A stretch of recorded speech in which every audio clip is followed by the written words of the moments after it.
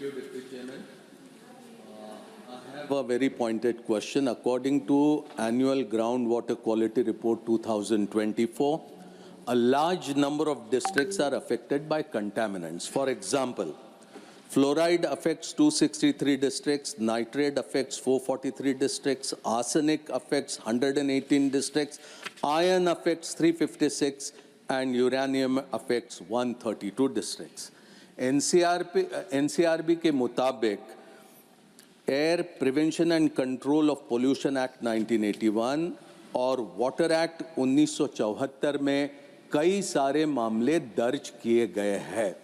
मैं माननीय मंत्री महोदय जी से ये जानना चाहता हूँ कि ये सभी मामलों में कितने मामलों में लोगों को सज़ा हुई, कितने प्रलंबित हुए और कितने एक्विट हुए।